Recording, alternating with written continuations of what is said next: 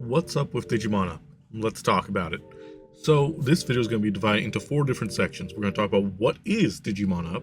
We're going to talk about some helpful tips and hints that'll help you have a more productive experience with the game. And then we're going to look at my opinions and concerns before playing the game versus after. So if you want to hear what my ultimate summarization is, or my review of it is, essentially, jump later on in the video. There'll be timestamps down below, alright? So let's start with what is Digimon Up? It's an idle game.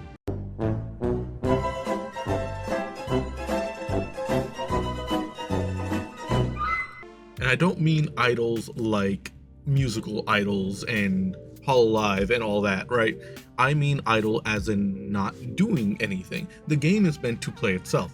It is a game that has a beautiful sprite system and whatnot, and it's meant to have a great level of accessibility so you can get in, raise a Digimon, and then have them travel around this course over and over again. The course is a bunch of different stages with bosses in each one that you're going to fight your way through while raising your Digimon, completing quests and side quests, or I wouldn't even call them quests, more like little missions and objectives to help your Digimon gain experience, invest in them, and digivolve them along.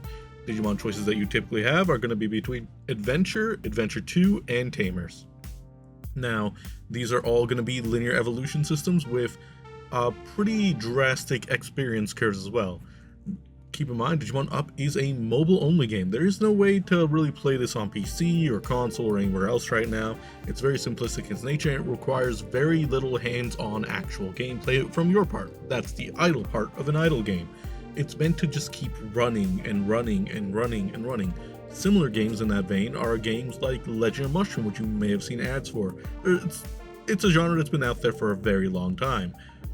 So, that's essentially what Digimon Up is. Of course, it has a few PvP things as well as a lot of other things that mobile games are just essential to have nowadays. It's got its passes, it's got its missions, it's got its daily check-ins, it's got some optional dungeons, it's got a bunch of different currencies. Well, a bunch of different currencies, honestly, but we'll visit that later. So, ultimately, Digimon Up is a standard idle gacha game with very little hands-on interaction and a Digimon skin over top. That's essentially what we're looking at here. So next, let's take a look at some tips for the people that are currently playing the game, so they can maybe have a little easier time progressing as far as the things I've learned with my time playing it since launch.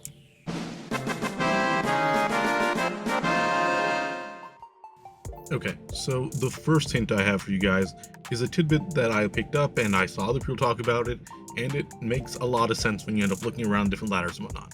So let's get right to it. Specifically, when you go to the Digimon tab in the bottom left of the menu here, and you look at the skill tree button in the top left. Click the skill tree button, you'll see 3 different skill trees, right? They're called battle types and whatnot. You have attack, you have defense, and you have healing.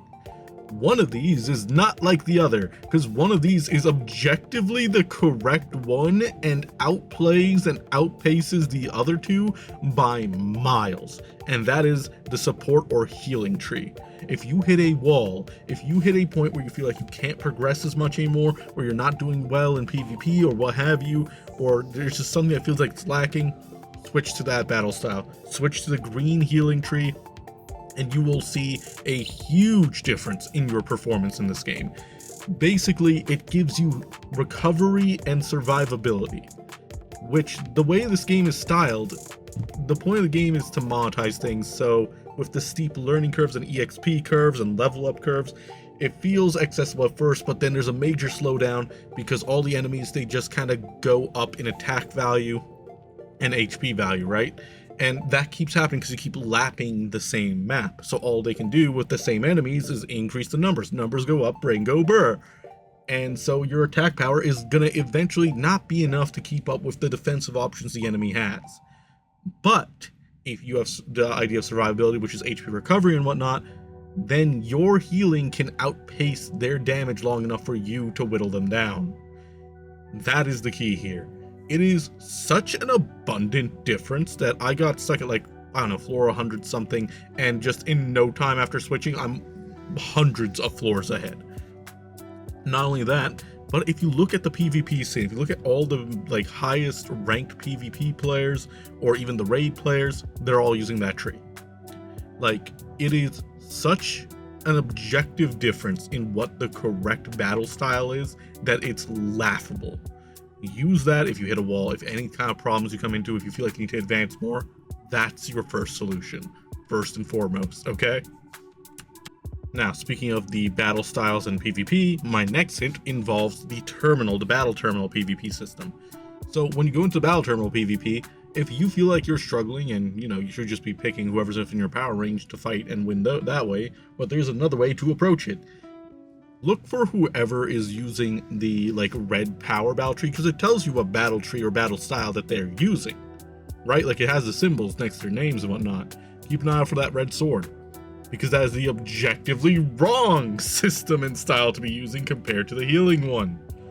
It is to a point where usually the numbers are redded out for their combat power. If they're higher than you can easily take on someone 100,000 to 500,000 above you if you use the healing style and they're using the red aggressive style. If you see that, target that. I can't believe I'm saying this, but bully those players. Use the healing style and just take those guys out. You will increase your odds of winning dramatically. Alright? Now, my next tip is concerning the D1 Grand Prix, or the other version of PvP, the more competitive one, right? So here's the thing. That game mode, just like most of the game, does not care about any strategies you have. It does not actually care about your combat power. It does not care about a whole lot of things. All it cares about is your end score and how many people you beat. So when you first open it up, it looks like you have about 5 enemies, right? 5 different people there that you can choose from. Yeah, you don't. It's a list. You can scroll. It's a ranked list. You have a lot of options there. They're all ranked. They show you the power levels and whatnot. Go for the green ones. Target the red ones. Look for someone within your power level, or even a little less, a little more, or if they're a red player, bully them. But yeah, here's the hint here is bully the same player that you beat repeatedly to get your rank up. There is no penalty for that. There is no issue with that whatsoever. They can be a little weaker than you, and you can just go to town and it'll keep increasing your score and your rank will keep going up. The game does not care about your combat power. They do not care about competitive play. It is very much just, this is your number of wins, here's your score. What's the easiest way to make your score go up? Well, that's to just pick on someone weaker than you until your score is as high as you want it to be. The game doesn't come down to any skill or real power. It comes down to who can spend the most money on getting extra tickets to keep bullying weaker players. That's what it actually is. That's the actual only strategy to the D1 Grand Prix there. And keep this in mind. I know it sounds absurd, but I'm speaking as someone who is ranked number 2 on his server right now. Yeah, I'm ranked 2 right now, and whenever I fall, I just do that again. The only difference between me and rank 1 is rank 1 has hundreds of more points than I do. They're definitely buying tickets. I'm not spending that money. Or maybe they're just playing this around the clock, who knows. But yeah, the drastic difference between 1,600 points and 2,200 points when you only regenerate so many tickets, yeah. This next tip is about what your single highest priority should be as far as progression goes. You should always check your tamer button in the bottom left there and look at your tamer. You'll see your tamer rank and stuff, right? You'll see your rank up missions. That's your priority. Number 1, first and foremost, what you should be prioritizing at all times. And the reason why is because all of your passives that you get from the skill cards, from the different Digimon, the support Digimon, the buddies, your items, your flash drives, USBs, your equipment, all of those modifiers, all of those stats are all based off of your base stats. And what that does, what your tamer rank does, is not give you more modifiers. It gives a huge boost to your base stat. I'm talking hundreds of thousands, if not more. It is your single best way to get a higher combat rating. And I tell you this as someone who messed up and made a mistake and has fallen farther back because of that. Now, what I mean by that is in rank up 3 or 4, right? It asks you to use the farm system and use the weakest seed available. There's 3 seeds. There's like a weak one, a medium one, and a strong one, okay? And it tells you to use the weakest one because that's a free one that you constantly regenerate and whatnot. I kept using the medium one, and I didn't, and eventually I just forgot about the rank up missions, and I kept going and going, and it was like very slow progression. And then eventually I tab over and I'm like, oh wait, it says to use this specifically. I do it, I rank up, boom, my like power rating skyrockets. It absolutely just shoots up. And then I realized, like, oh, this is what I was supposed to do. And then I focused on that, and my power rating got higher and higher because of that. My largest jumps were because of the tamer rank. And I realized that the highest ranked players are probably the ones that prioritized that and didn't mess up like I did, and paid attention to that. And that let them keep staying ahead of the curve. I know it sounds like something you should pay attention to in a tutorial, but something that's easy to miss, and it's a reminder to not be stupid like I was. Okay, so that should be your first priority every time. Make sure you're working on those rank up missions. Everything else modifies your base power, but your base power is crucial to be modified, you know? There you go. All right, and now for the next one. All right, so we talked about what you should prioritize, but there's also something that you can absolutely write off. So let's talk about it. When you go to a dungeon button in the bottom, I'm not saying to write off dungeons, pay attention here. You're always going to get the option when you select a dungeon to either attempt it or clear the previous difficulty, which we're just going to refer to as auto clearing. Now, you should always be hitting attempt. The clear previous difficulty is a button you should entirely ignore unless you hit some kind of wall and for some reason you can't progress anymore. The reason being, right now we see a reward of 815. We hit attempt, well, first we gotta find a party and whatnot, then we hit attempt for this raid, and we'll see that once we finish the raid, the next attempt, the reward goes up from 815 to a higher amount. It permanently increases the reward you get. If you hit auto clear instead, it doesn't go up. You are depriving yourself of future advancement and progression by using auto clear. You should avoid that button like the plague. It is a terrible use of your time and resources. See, now it went up to 820 if we do it again, and it will keep doing that indefinitely. But there is one dungeon that you can use auto clear on, that being Metal C, fighting Loader Leomon. He gives you the plugins and whatnot. Eventually you're going to hit a rank or a level, I think it's like around level 50, maybe less, where you're going to see this drop rate, which you can find the drop rates by just loading up the mission. It'll just tell you right there. As you progress, drop rates increase, the different rarities go up. Once your GR hits 8%, it doesn't go any higher. I've been at this percent, this loadout, for like what feels like 30 levels or something. It does not go higher than this. This is the only one that as soon as you see these stats laid out, you can start using auto clear, save yourself some time. Everything else, attempt, progress, increase those rewards. This one tops out. Metal C tops out. Start auto clearing that as soon as you see these stats on screen. Got it? Fantastic. That's about all I have as far as tips for you guys go. So let's talk about the game itself now. This next part of the video I recorded before the game came out, like the night before. I had concerns leading up to the release, and I wanted to document that somehow. I didn't end up making its own video. I think I did like a short or something on it, but I'm going to share those thoughts here now, and then we're going to look at what my thoughts and opinions on the game as it currently stands are, and whether I recommend it or not. Fair enough? Here we go. Boop. Hello everybody, let's talk about Digimon Up. Now, for full context, I'm recording this before playing the game. There's going to be before and after section to this video, because I want to make a whole video talking about my thoughts, and this is to kind of summarize how I feel before playing it. I'm actually going to try and stream it tonight, and then, well, not tonight, this in the past. I'll have streamed it by the time you're watching this. And then I'm going to compare and contrast and collect my thoughts for the other portion. So let me just explain where I'm at before playing Digimon Up. I didn't want to say anything overly negative. The game is out at this time, but I didn't want to say anything in the past because Digimon's hat is on the up and up. You know, it's doing a good thing. It's on a vibe. It's rolling out. The anime is doing good. The game is doing good. We're getting more media. We're getting more collectibles. We're getting lots of good stuff.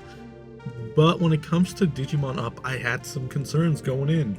Because as excited as for the game as I am, and as much as I love Digimon, the problem with Up, or the concerns I have, are around how many things they're just giving away. It feels like they're giving thousands and thousands of goodies away with their campaigns and whatnot on social media for like pre-registering for the game, for following their socials and whatnot, which is a good way to expand your social base. But it made me think like, okay, what's there to work or grind towards? And if they're giving away this much freely, how much grind is it going to be? If it's going to be heavy grind, that typically means heavy monetization. So what's the monetization practice going to be, and how intrusive will that be to the player experience? Not only that, but there's also another sign of adventure fatigue, where it looks like they're pushing the adventure Digimon to the front and not giving as much love as I would hope for the other franchises and seasons and whatnot. I mean, come on guys, we're so past adventure. Adventure's cool, it's got nostalgia factor. I get it, I want more. Gekomon should be a main Digimon in this, you know? He's the current face of the show and whatnot. Anyways, yeah, there's some adventure fatigue there that still bothers me, but that bothers me in a lot of aspects. I like adventure, but it's too much. So I also have concerns about the variety of Digimon that I've seen. I'm not sure I've seen the level or variations that I would typically want to. There's a lot of good things that look great in the game, like the sprite art looks fantastic, the systems, and the fact that it feels like it might be based off of the like monster taming aspects, more like Digimon World 1 or Next Order or Redigitized. Those have me interested, but I have such concerns when it comes to, alright, they give away all this stuff, but if they're willing to give this all away so freely, what is going on with the monetization to make up for that? Because the game has to run, and Digimon's had a bit of a rocky road when it comes to their mobile games, you know? So, we'll see how it goes. Anyways, those are my thoughts before going into the game or trying it out. I'll be back and compare and contrast shortly. Okay, with all that out of the way, let's talk about where I am now with the game. I have made like 3 or 4 laps around the entire island. I've been playing since release. I've gotten multiple Digimon over the Mega, and so these are my thoughts. First, let's break down the pros and the cons. Pros. The universal acclaim goes to the visuals for the sprite art in particular. The sprite art does such a solid job conveying a level of detail and love and affection, and this does translate into some of the more detailed animations as well, particularly like the feeding animations or the training animations. These are really well done, and they have a lot of personality behind them, and I wish I got to see more of those. Next would be the level of accessibility or ease of which is to navigate everything. It's easy to understand. You get in after you get tutorialized, you can follow the menus very easily, they're easy to read, you can understand them, there's not a whole lot of confusion going on, unless you're dumb and don't read things like me. Anyways, and then of course there is the fact that there's a lot of very familiar faces, like Digimon Adventure, Digimon 02, and Tamers. Like, these are all very familiar Digimon, they're very famous Digimon, and they're the ones that you can choose as your partners. Their evolution lines are also streamlined so that you will continue to recognize them. So you got simple mechanics, easy to understand methodology, you have familiar faces, and you have lovely sprite art. Oh, the wallpapers are also nice too, but that's a separate note. Another pro the game has that I forgot to mention is the layering system. That's really good. I like any game that has a layering system. I feel like that's a good mechanic to have. And what I mean by that is when you can make one item look like another, when you can take the visuals of one item and use the stats of another. The fact that you can make your Digimon partner appear and look like any other Digimon you've raised is great, because then you can keep raising them, you can keep getting the stats and whatnot, but you can have your favorite Digimon on screen at all times. Like for me, I'm running Stingmon while I'm training up Armadillomon.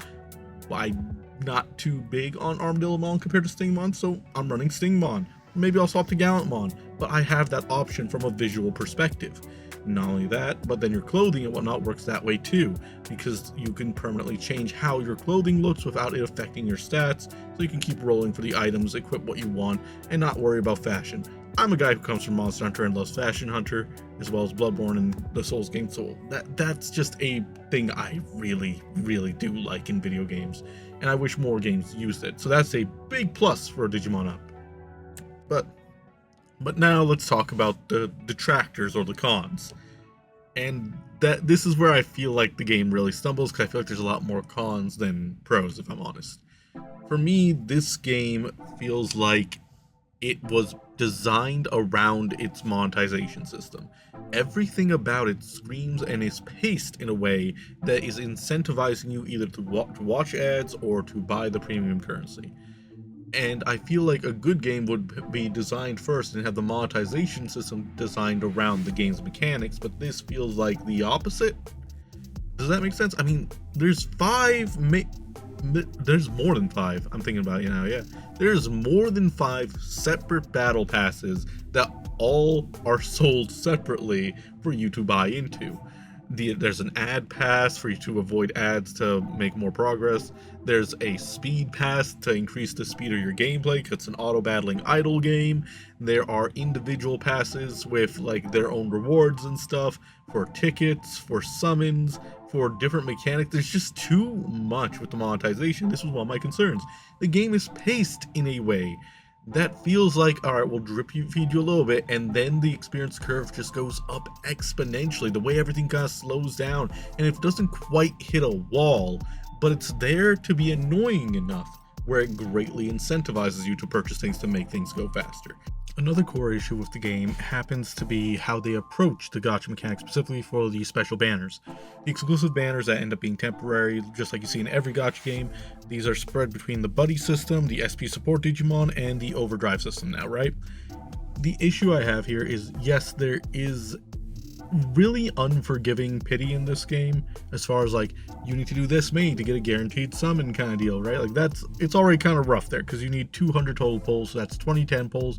It doesn't sound too bad on the surface until you realize this: the only times you can do a 10 pull on any of these banners, you get 1 10 pull a day with the Digi Diamond currency, not Digi Emerald currency, which is like the freemium one that you can earn in the game and whatnot by doing missions. But after you do that 1 10 pull that day, you are locked behind the premium currency. That's real money. I don't recall seeing other gachas do this. I know Zenless does. I know none of the Hoyo ones do it.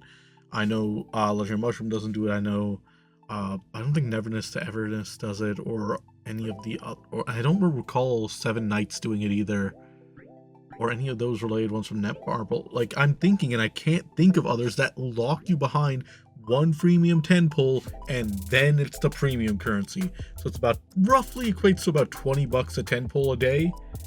It just feels so exclusionary with how they approach the exclusive banners.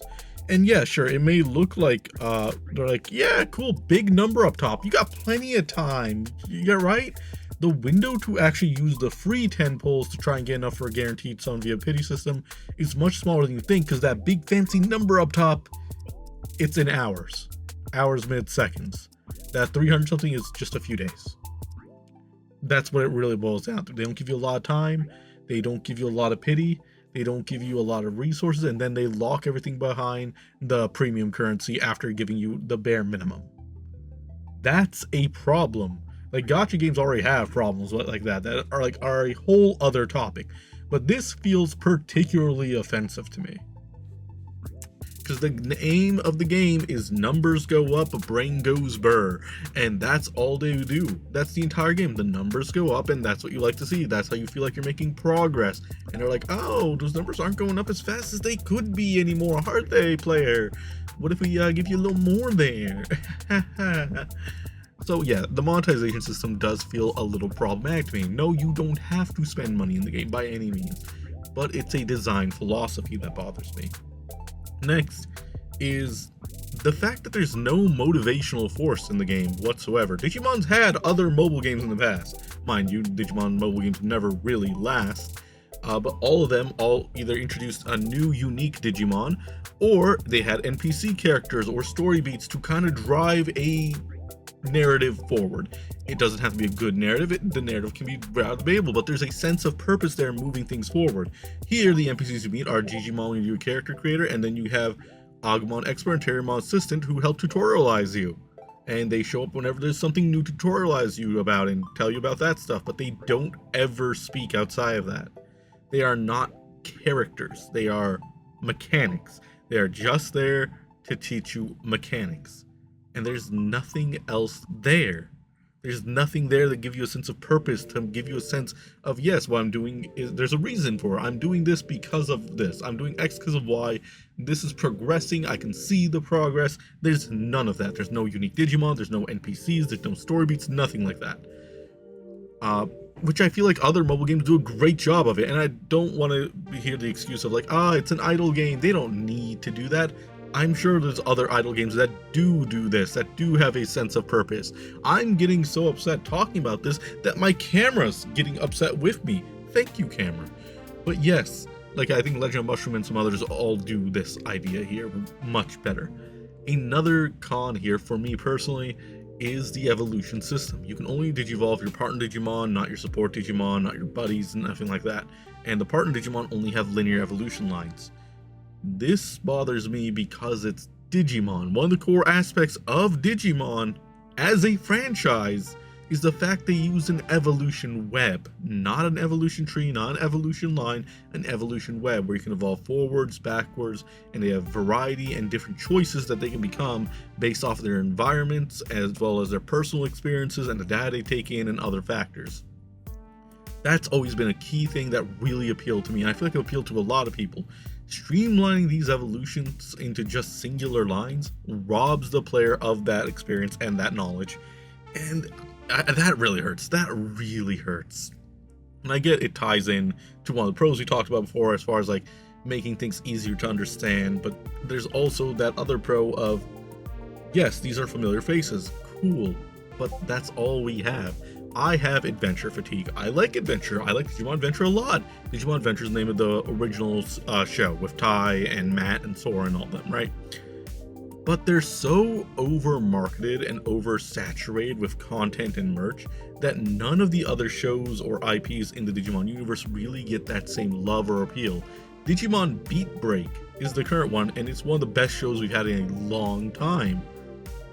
Why can't I use Geckomon Digivolve him? Is it because he's still in the show? That's a little more understandable then, because the show's still ongoing. But where's your excuse for Time Stranger? That's just a collaboration thing? It's not even a partner I can pull? Like, there's so many Digimon out there. You couldn't even introduce a new one. You couldn't introduce any NPCs. You couldn't have any evolution webs. There's so much lacking there that at the end of the day, this game comes across to me as a very generic idle game with a Digimon IP skin thrown over top of it to monetize. That's how the game feels to me. There's bugs and stuff, sure, I'm not going to harp on those because I can see that the team is working on those and knocking those out whenever they can, right? Like, there was moments where I was locked out progression because the side missions, like beat this many enemies and whatnot, got to a point where they're like, oh yeah, now do this mechanic. The mechanic wasn't in the game for another 3 days. I was just walled off from progression because that does not sit well with me. There's other mechanics like that in the game, but they've got rid of those types of missions, which is good. They keep adding things, but it's just ultimately number go up, brain go burr. And after you loop the entire area a few times, you've seen everything the game really has to offer. I play it, and I feel like I keep playing it now for the same reason a lot of people do. And it's because A, it's Digimon, and I love Digimon, I want to see Digimon succeed. And B, it's there, and it doesn't require any commitment. You let it run, you do the things, and you move on. But would I recommend this experience to anyone? No, I in full faith, I cannot say that I recommend this game. I cannot recommend it to anyone that's new to Digimon. I can barely recommend it to people that like Digimon, because it gets boring so fast, it's incredibly hollow, and it has so many parts and bones that could have led to something greater. They could have led to an actual tamer sim like Digimon World or Next Order, or like a virtual pet sim or something. Like, the bones were there with the feeding mechanics and those animations and the training animations, but they weren't implemented. And the pixel art was nice, and then the wallpaper art is gorgeous, it has its own aesthetic, and it could have been its own world. There's so much could have beens that it takes away from what it is. Does that make sense?